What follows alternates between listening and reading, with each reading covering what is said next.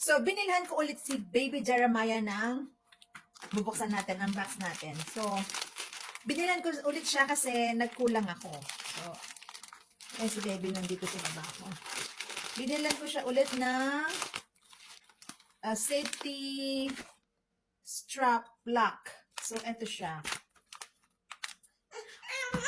Narinig na si Baby. Mas gusto ko ito kasi madaling buksan. So, unbox na natin siya. Gusto niya kasama siya sa vlog. So, mas gusto ko ito. Ayan. So, si Baby Jeremiah, binubuksan yung mga cabinet ko sa kusina. So, binilan, ano siya, 246. Ayan. Jeremiah, look at the camera. Smile. So, mas gusto ko to. So, lalagay na natin, install na natin. Ayan. Ayan, meron na ako. Meron pa doon. So, yung mga to, wala talaga to. So, binubuksan niya, lalo pa naman yung mga, matatalim na ano. So, i-install na natin. So, mas gusto ko ito kasi mabilis tong tanggalin. Ganito lang. Ito, binili ko to. Naku, ang hirap niyang, so, mas gusto ko ito. So, install na natin. Dapat kuhanin niyo muna yung size kung gusto niyo gusto.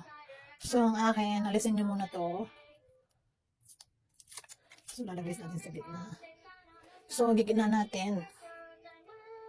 Ayan, tapos, huwag nyo munang, sensya na kayo sa kuko ko kasi lagi ako naghuhugas.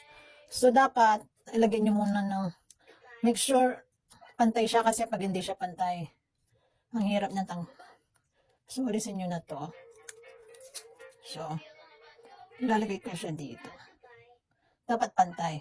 Tapos, sabay, yung ilock. Ayan.